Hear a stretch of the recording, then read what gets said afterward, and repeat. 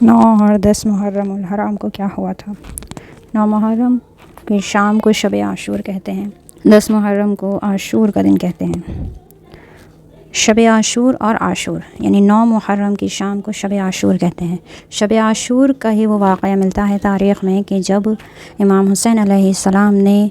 تاریکی کی تھی، یعنی چراغ کو بجھا دیا تھا، اور یہ کہا تھا اپنے صحابیوں سے، ان کے ساتھی تھے، صحابی کہتے ہیں ساتھی کو، تو جو ان کے ساتھی تھے ان سے کہا تھا کہ جو جانا چاہتا ہے وہ چلا جائے، گویا میں ناراض نہیں ہوں گا، میں تم سے خفا نہیں ہوں، جنت کا وعدہ میں کرتا ہوں، اگر تم اپنی جان چاہتے ہو، آزادی چاہتے ہو، اگر یہاں سے ابھی واپس جانا چاہتے ہو اپنے گھر تو گویا چلے جاؤ۔ چراغوں کو بجھایا تھا اس لیے کہ کوئی بھی شرمندہ نہ ہو جانے میں،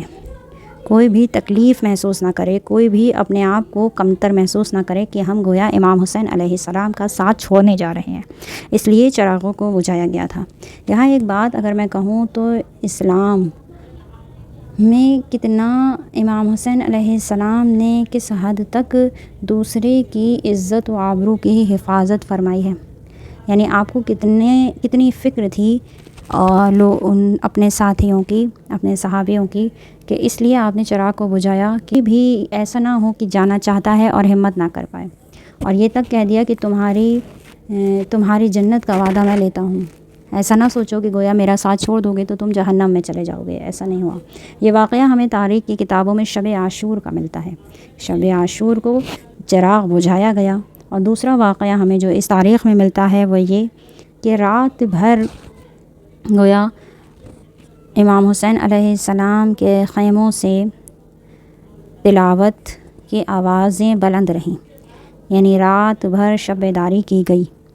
آج بھی لوگ 9 محرم کی رات شب بیداری اسی لیے کرتے ہیں گویا کیونکہ آپ نے رات بھر عبادت میں گزاری تھی۔ جتنے بھی افراد تھے قافلے میں وہ سب رات بھر عبادت میں رہے، یعنی رات بھر شب بیداری سب نے کری، اسی کی یاد آج شیعہ حضرات مناتے ہیں اور رات بھر شب بیداری کرتے ہیں۔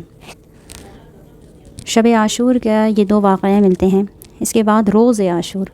عاشور قیامت کا دن ہے۔ 10 محرم کے دن کو ہی روز عاشور کہتے ہیں، روز یعنی دن، اور عاشور 10 محرم کو کہتے ہیں۔ اس دن صبح فجر سے لے کے عصر تک یہ جنگ چلی تھی، اور صبح فجر سے ہی جو پہلا تیر چلا تھا وہ یزیدیوں کی طرف سے چلا تھا، امام حسین علیہ السلام کی طرف سے جنگ کی شروعات نہیں کی گئی تھی، پہلا تیر آپ کی جانب سے نہیں چلا، یزید ملعون کی جانب سے تیر چلایا گیا اور تبھی جنگ کا آغاز ہوا۔ شہادت کا سلسلہ چلتا رہا فجر سے لے کے عصر تک۔ تاریخ میں اتنی زیادہ گہرائی سے تو مجھے نہیں ملا کہ کون سب سے پہلے گیا اور اس کے بعد کون گیا، کیا فہرست ہے، پر آئندہ آنے والی ویڈیو میں ضرور 72 شہداء کے نام اور ان کی ولدیت کے ساتھ ضرور ڈالوں گی۔ بہرحال فجر سے عصر تک یہ جنگ چلی، اور عصر میں آخری شہادت جو تھی وہ امام حسین علیہ السلام کی شہادت تھی کہ جب آپ کے ساتھ کوئی نہیں بچا تھا، آپ تنہا تھے، تنہا آپ نے جنگ کی ہے۔ بس اتنا ہی کہوں گی۔ السلام علیکم یا ابا عبداللہ، سلام ہو آپ پر میرے مولا،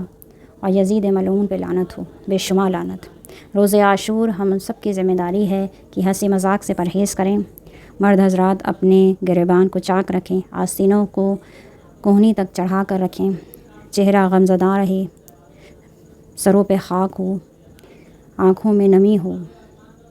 ہنسی مذاق بالکل نہ کریں، پرہیز کریں، فاقہ کریں، فاقہ کرنے کی بہت اہمیت ہے،